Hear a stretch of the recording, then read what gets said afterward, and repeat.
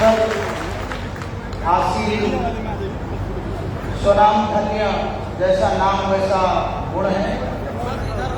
अर्थात दयाशंकर जी परिवहन मंत्री, आदरणीय जायसवाल जी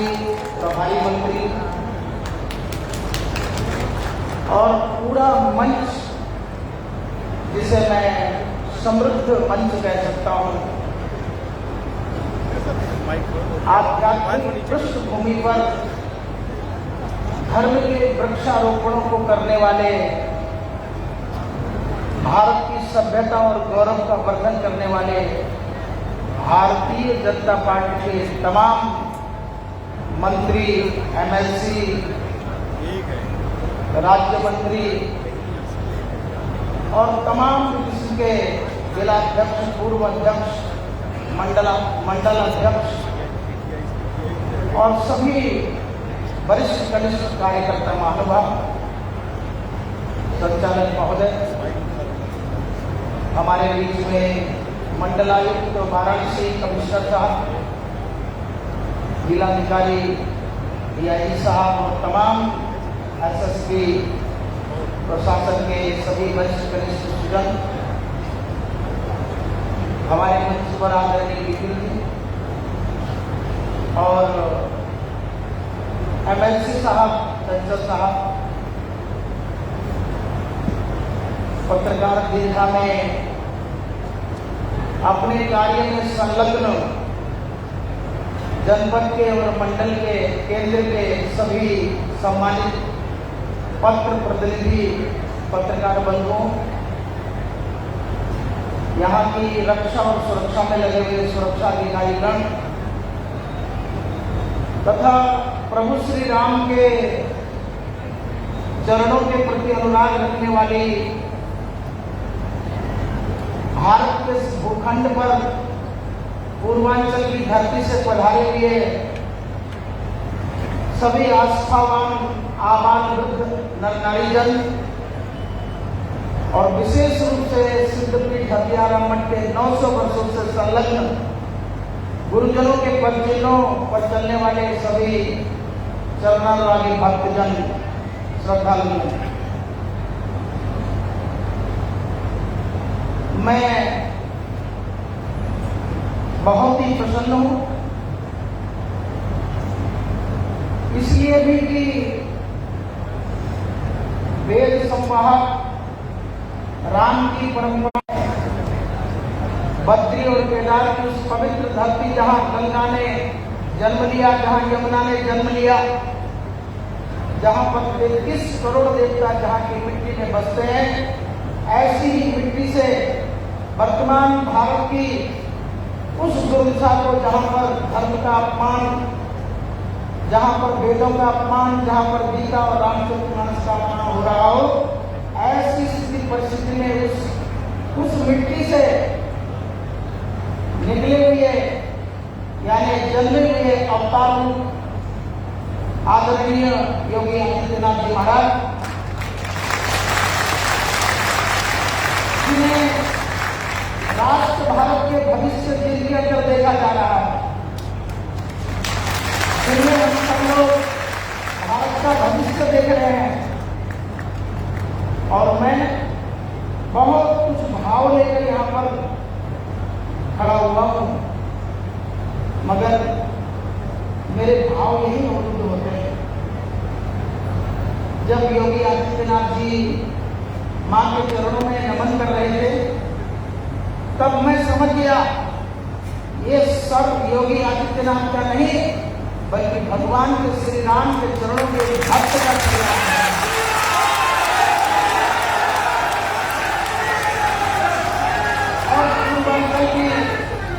पूर्वांचल की आस्थावान सभी श्रद्धालु जन जानते ही हैं कि मैं कितनी देर बोलता हूं। मैं मिथ्या प्रलाप में करते हुए व्यक्तिगत रूप से यूं तो आदरणीय मुख्यमंत्री जी से उनके आवास पर जब मैं गया, तब उन्होंने जिस प्रकार से उठ करके मेरा आदर किया और हृदय के प्रेम पूर्वक एक गिलास दूध का जब अपने घर से स्वयं ले आकर मुझे दिया और उन्होंने मुझसे कहा यह दूध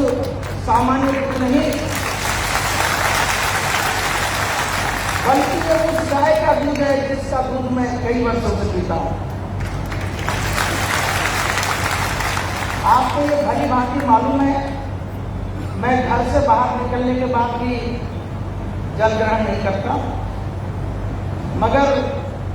जब योगी आदित्यनाथ जी ने वो गौ माता का अमृत दूध मेरी तरफ बढ़ाया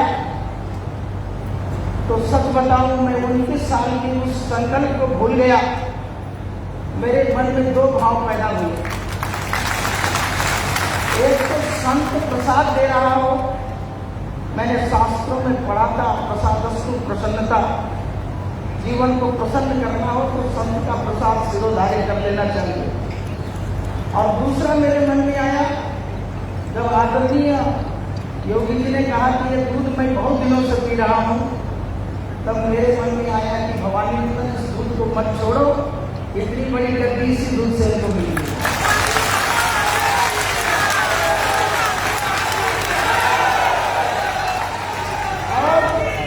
और आज मैं सिद्धपीठ के परिसर में खड़ा होकर के मेरा मन करता है कि हे गौ माता, जिस गौ के दूध को पी करके आप भारत में उन लोगों को ललकारते हैं, शेर की दहाड़ की तरफ दहाड़ते हैं, वही गौ माता तो थी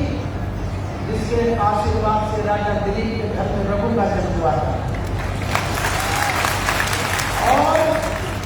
और वही गौ माता है जिस गौ माता के आशीर्वाद से राजा रघु का जन्म हुआ। और त्रेता में भगवान श्री राम ने कहा, स्वाभिमान पर सीने पर हाथ रख के राम जी ने कहा, रघुकुल रीति सदा चली आई, प्राण जाए पर।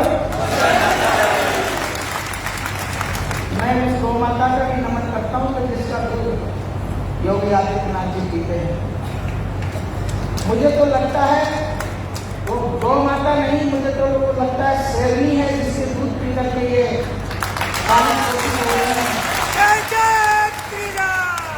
और बहुत सारी चर्चाएं समाज की, राजनीति की, विकास की, इसकी चर्चा करने के लिए जो आदरणीय योगी जी यहाँ उपस्थित हुए हैं। मैं बहुत कुछ देखे कागजों में लिख के लाया हूँ, पर इससे समाप्त करता हूँ क्योंकि हम लोग योगी जी को सुनेंगे। और एक बात जनता जनार्दन, मेरे शिष्य समाज और संपूर्ण पूर्वांचल के 23 जिलों में फैले हुए हैं, उन सबको वो सब मुझसे पूछते थे कि बाबा जी कभी आदरणीय योगी जी इस मठ परिसर में नहीं पढ़ाए, तो आप देख लीजिए योगी जी मठ परिसर में पढ़ाए।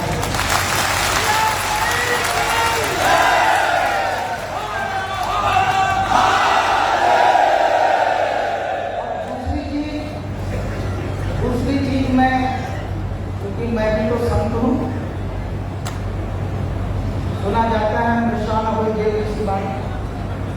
अपना भाग्य, अपना प्रारब्ध, अपना कर्म व्यक्ति को महान बनाता है।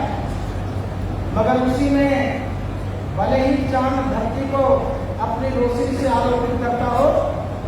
मगर उसी को साथ में जुगनू भी तो अपनी रोशनी उसके साथ मिलाते हैं। जिन योगी जी को संपूर्ण भारत के संत महात्मा और ऋषि मुनियों का आशीर्वाद प्राप्त है, उसमें जुगनू की तरह मैं भी इस धरती में उनके लिए बुढ़िया माई के प्रार्थना करता हूँ। मैं उस गौ माता का जिसका दूध आप करते, उस गौ माता के चरणों में सर झुकाकर और बुढ़िया माई के चरणों में सर झुकाकर ये प्रार्थना करता हूँ कि हे गौ माता, हे बुढ़िया माई, अभी भी जिस पद पर योगी जी वो छोटा है, हमें राष्ट्र भारत का सबसे बड़ा है। बहुत सारी बातें हैं, मैं ही चाहता हूं कि जितना उत्साह लेकर के आप आए हैं वो योगी जी का आशीर्वाद प्रसाद लेकर अपने गंतव्य को जाएंगे। और आदरणीय योगी जी का जो स्वप्न है, मुझे ऐसा लगता है उनके चरित्र में, राम के चरित्र में कोई ज्यादा भेद मुझे दिखाई नहीं देता। तो पहले उससे आप ग्रहण करेंगे। मैं 85 बैठे लोगों का अपने मन परिसर में धन्यवाद करता हूँ। बहुत बहुत धन्यवाद।